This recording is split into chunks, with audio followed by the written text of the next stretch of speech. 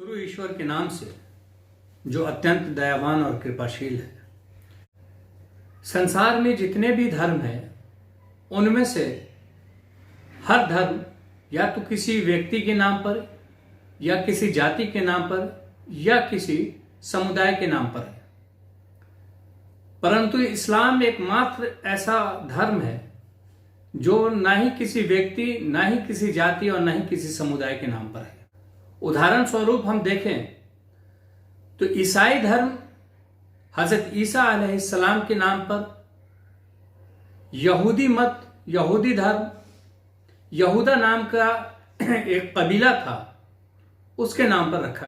बौद्ध धर्म का नाम महात्मा बुद्ध जो संस्थापक थे उनके नाम पर रखा गया। इसी तरह जैन धर्म जैन के नाम पर रखा गया। परंतु इस्लाम एकमात्र ऐसा धर्म है जो ना कि किसी व्यक्ति और ना ही किसी धर्म, ना ही किसी समुदाय के नाम पर या क्षेत्र के नाम पर रखा गया है। इस्लाम का अरबी भाषा में शाब्दिक अर्थ होता है आत्मसमर्पण कर देना, हुक्म मानना, यानी हम अपनी संपूर्ण जीवन को ईश्वर के आदेश और उसके रसूल के, उसके इष्ट दूत के मुताबिक अपनी जिंदगी गुजारे। यही मतलब होता है इस्लाम धर्म का, अनुपालन करना, आज्ञा करना, अपने आप को पूरी तरह से आत्मसमर्पण कर देना ईश्वर के आगे। इस्लाम का दूसरा अर्थ शांति के भी होता है। हम देखते हैं कि दुनिया में, इस संसार में जितनी भी चीजें हैं, सब के सब जितनी प्रकृति ने चीजें बनाई हैं वो सब एक नियम के तहत अपनी कार्य में लगे हुए हैं। सूरज को देखें तो एक निश्चित समय पर वो उगता है और एक निश्चित समय पर वो डूब जाता है। इसी तरह अगर हम चंद्रमा को देखते हैं तो एक निश्चित अवधि तक वो हमारे सामने होता है और एक निश्चित अवधि तक वो छुप जाता है। पहाड़ को देखें किस तरह से उसने अपनी जड़ें जमाई हुई है और जमीन को उसने जो है पकड़ा हुआ है, जमीन को फिसलने नहीं देता है।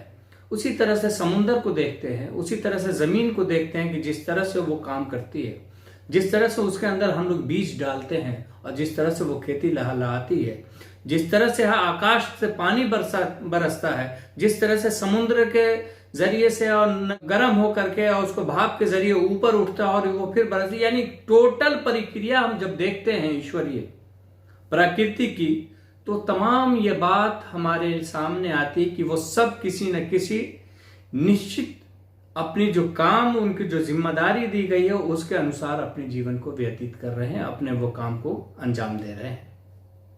यानी इन सब के ऊपर जो मॉनिटरिंग कर रहा है, जो सर्वशक्तिमान ईश्वर है, जो अल्लाह है, उसी के हुक्मों के मुताबिक अपनी जिंदगी वो गुजार रहे हैं। दूसरी हैसियत से अगर हम देखें इंसान को, तो बहैसियत इंसान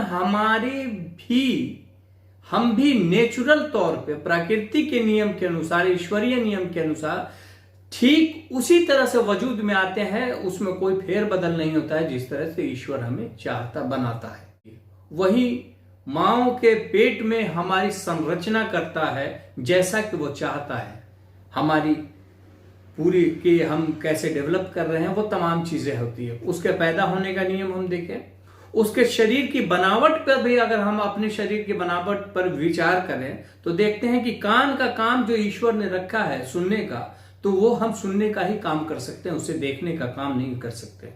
आंख का काम देखने का है, उसे दूसरा काम हम नहीं ले सकते।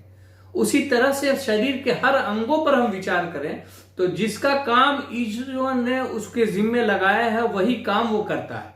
दूसरा उससे हम कोई काम नहीं ले पाते हैं, नहीं ले सकते हैं, वो नियम के खिलाफ हो जाता है। तो ईश्वरीय नियम जो हमारे, यानी हमारी पूरी की पूरी जिंदगी पर अगर हम गौर करते हैं तो देखें कि प्रकृति भी ईश्वरीय आदेश का पालन कर रहा है और हमारी खुद की शरीर भी जो अंग है वो भी ईश्वरीय आदेश के मुताबिक है। गोया कि इन दोनों के दरमियान में एक सुई है, एक बात कॉमन पाई जाती है कि हमारी संरचना और प्रकृति की संरचना ईश्वरीय आदेश के हिसाब से हुई है। दूसरी चीज जिस पर हमें गौर करना चाहिए, परंतु हम उस ईश्वर को छोड़कर दूसरे की पूजा अर्चना करते हैं, आराधना करते हैं, यही हम सबसे ज्यादा नुकसान में आ जाते हैं। कि जिस ईश्वर ने हमारे जीवन को अपने मुताबिक इस्तेमाल करने के लिए दे दिया, थोड़ा सा अख्तियार हमें दे दिया, तो हम उसी को भूल करके दूसरे लोगों को उसके समकक्ष ठहरा देते हैं। ये दरअसल असल नुकसान है। वरना प्रकृति ने जो सिस्टम दिया है उस हिसाब से तमाम चीजें ईश्वर के आज्ञाकारी हैं कि ईश्वर के हुक्मों के मुताबिक अपनी जिंदगी गुजारनी है, अपने आप को ईश्वर के आदेश के अनुसार आत्मसमर्पण कर देना है। यही दरअसल इस्लाम है, यही इस्लाम है। इसी के मुताबिक हमको अपनी जिंदगी गुजारनी है। धन्यवाद।